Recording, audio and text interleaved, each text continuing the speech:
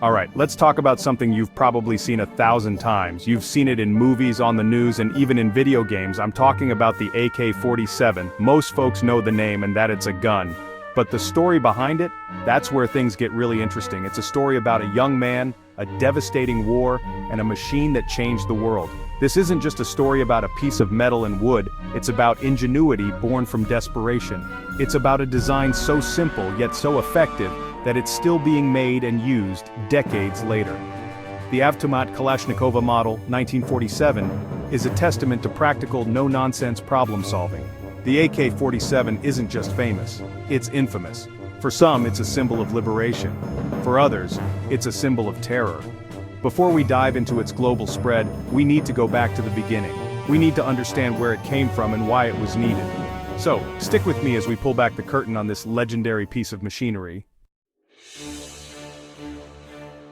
To understand why the AK-47 came to be, picture the Soviet Union during World War II. The Eastern Front was a brutal, all-consuming conflict. The Soviets were up against the German war machine, and their existing equipment was showing its age. They needed something better, something new. The standard Soviet rifle, the Mosin-Nagant, was a bolt-action rifle. It was slow, and a disadvantage in fast-paced, close-quarters combat. German soldiers had more advanced weapons like the MP-40 and the STG-44. The STG-44 in particular was a wake-up call. It used an intermediate cartridge offering decent range and accuracy with manageable recoil. It was the world's first true assault rifle. The Soviet military needed their own version, a weapon that was rugged, reliable, easy to make, and simple to use. The call went out for a new kind of weapon. It had to withstand mud, snow, and ice. It had to be simple enough to fix with minimal tools, and it had to deliver effective firepower. The stage was set for someone to design this miracle weapon. Now, let's talk about Mikhail Timofeyevich Kalashnikov.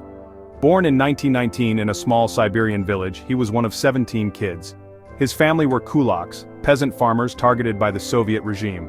They were deported, and young Mikhail knew hardship from an early age. He was always a tinkerer, fascinated by machines.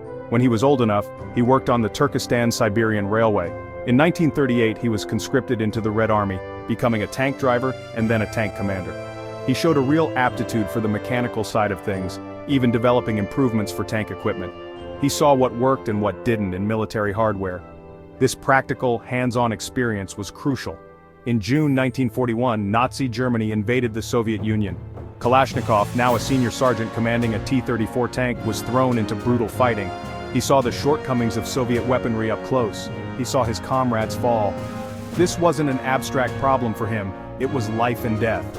During this intense period, the seeds of his future invention were sown. His journey from a Siberian farm to the battlefield was shaping him into the man who would create one of the world's most recognizable weapons. The harsh realities of war were molding his practical, no-nonsense approach to solving deadly problems. And it was this experience that would drive him to design the AK-47. The turning point for Mikhail Kalashnikov came in October 1941. During the Battle of Bryansk, his T-34 tank was hit by a German shell. He was severely wounded and ended up in a military hospital. Lying in a hospital bed, Kalashnikov's mind was still on the war. He listened to the other wounded soldiers around him. They complained about their weapons, the jamming, the slow rate of fire. Kalashnikov knew they were right. It was there, in that hospital bed, that the idea started to take shape. He decided to design a better gun for the Soviet soldier. He started sketching, right there in the hospital. He didn't have engineering degrees or fancy tools. What he had was first-hand experience, a natural mechanical talent, and a lot of determination. He was thinking about a submachine gun at first, something compact and reliable. He even managed to get some books on weapon design, studying them obsessively. This period was crucial. It wasn't just about the technical challenge, it was about the motivation. He later said, "I was a soldier and I created a machine gun for a soldier." That raw, direct purpose fueled his efforts. From that hospital bed, the journey to the AK-47 truly began. Once Kalashnikov was out of the hospital, he got assigned to the Matai machine gun and small arms range in Kazakhstan. This was a big step. He had access to workshops, tools, and other experts. His first serious design was a submachine gun, which he submitted to a competition. It didn't win, but it showed promise and got him noticed. He kept working, refining his ideas, learning from his failures. Kalashnikov was persistent. He then turned his attention to a new competition for a rifle using the 7.62x 39mm intermediate cartridge. This was the big one. The competition that would lead to the AK-47. The design process was intense. Prototypes were built, tested, broken, and redesigned. Kalashnikov's initial design, the AK-46, went through rigorous trials. It was pitted against designs from other prominent Soviet gunsmiths. The military put these guns through hell. The AK-46 performed reasonably well, but it wasn't perfect. Kalashnikov went back to the workshop. He was open to suggestions and collaboration. He studied competing designs, borrowing elements he thought were superior. The final version, the one that passed the grueling second round of trials in late 1947, was significantly improved. This was the birth of the Avtomat Kalashnikova, model 1947. The legend was forged. It was a design that synthesized various ideas into a unique and incredibly effective package. The AK-47 was ready to make its mark on history, and it did, in ways no one could have imagined. What made the AK-47 so special? Simplicity, toughness, and reliability. It wasn't the most accurate rifle, but it worked. The AK-47 has relatively few moving parts. Fewer parts mean fewer things to break. It's easier and cheaper to manufacture. The design features generous clearances between moving parts. This means the gun can tolerate a lot of dirt, sand, and grime without jamming. The receiver was built to take a beating. The wooden stock and handguards were sturdy. The long-stroke gas piston system is powerful and robust. It's less prone to fouling than some other systems. Simple, tough, reliable. That was the magic formula. And it worked, no matter what. Once the AK-47 was officially adopted by the Soviet Army in 1949, its journey was just beginning. The Soviet Union began to equip its own forces, and then supplied the AK-47 to its allies. It became a standard weapon for communist bloc countries and many developing nations.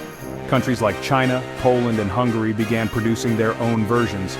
The design was simple and didn't require advanced manufacturing techniques.